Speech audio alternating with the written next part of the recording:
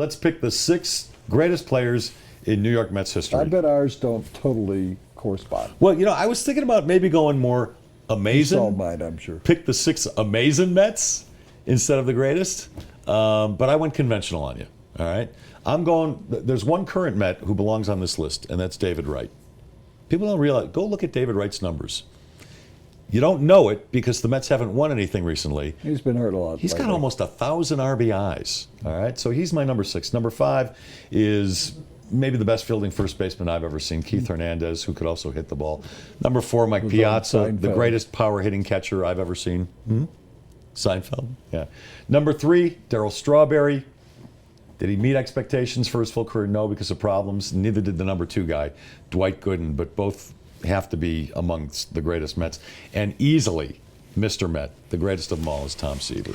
There were some guys I left off. Jose Reyes could have gone on that list at number 5 and number 6. Led the league in hitting, 3 times led the league in stolen bases. A few guys I had to leave off. Gary Carter, the kid. Yeah.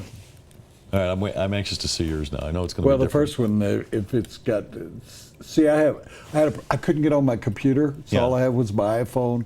And when I sent this in the questions, I told Jimmy I didn't tell you or any of the staff that I couldn't really do my questions normally, and this one is totally screwed up. Who did this? Mark Throneberry? It's like the Game of Thrones. Close. It's not even close. It's Marv Throneberry. Marvelous Marv. It's not, his middle name is not Thorne. It's not the Game of Thrones. Why did you pick him? I loved him. I knew Mark. He's from Mark.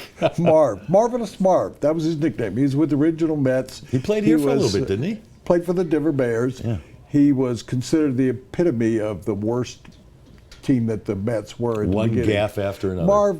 Marv never appreciated that. I actually worked with Marv for a while when he came back to Memphis, and he always hated being called a clown. And I understand how Marv feels. And whoever put that up there should feel like a clown too.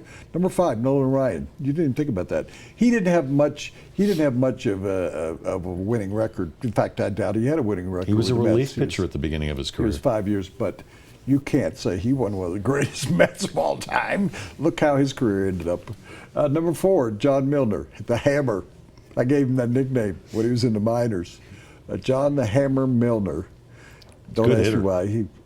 Yeah, he wasn't very good, but he was my friend. We would double date when he was played for the Memphis team, and I covered it. And we went out one night with John was an African American. I was a Southern white boy, and we went out, and he said, "We're going out tonight with salt and pepper." And it was a young white lady and a young African American lady, and so I assumed that I was with the white lady, but it wasn't. It was reversed. They were 2 strippers.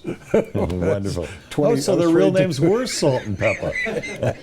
Number 3, how could you leave Willie Mays out? How could I leave Willie Mays was out? one of the greatest Mets of all time. He couldn't play a lick when he was. You have to separate greatest and Mets when you say that, though. He was one of the greatest, and he played for the Mets at one point. At the end of his career, went back to New York. Dwight Gooden and Tom Seaver. They don't have a long history. They came into being in 1962, so that makes them, 53 years old. Whatever. But what a great roster of players they've had through the years. Yeah, really great. David Cone pitched a perfect game. Yeah. You mentioned Keith Hernandez, who I left off the list, who I think of him more of as a Cardinal, even though he's with the Dave the Kingman Mets. hit a lot of home runs for them. Yeah, he wasn't any good. Dave Wright, Reyes was there. He was a big-time player when he was with the Mets. He was the best shortstop. He led the league in hitting and led in stolen bases when he was. Yeah, Rusty Staub. Gary Carter is a Hall of Famer, right? He wasn't on either one of our lists. John Stearns. John made 4 All-Star teams and was one tough SOB. Injuries cut short his career. Yeah. He was probably the greatest baseball player ever to come out of CU. Back when they had baseball teams. And no, football player. probably. He was. And he was such a the good best. football player, he had a nickname. Wasn't he the Scrapyard. Hitman? Wasn't he the Hitman? Oh, yeah, that's right. Hitman Stearns, John the you're Hitman right. Stearns? Yeah. Nicest guy in the world. Yeah. He's floating around But when I went to New York, I got a chance when I went to the Mets. Went to New York when I was a young columnist with the Rocky Mountain News, and I interviewed over a period of days John Stearns, Darryl Strawberry, who was a rookie then, because I called him Strawberry Fields Forever. Set up a whole column just so I could use that line. Dwight Gooden, Rusty Staub, Ed Kranepool. Remember him? Yeah, first baseman. I wrote when I was a young columnist in Memphis, because I was covering the team that was the Mets farm team there. AAA team? Double A. And Nolan Ryan, all those guys came through the Milner, and I wrote a column saying, "Is Ed Kranepool at 19 over the hill?"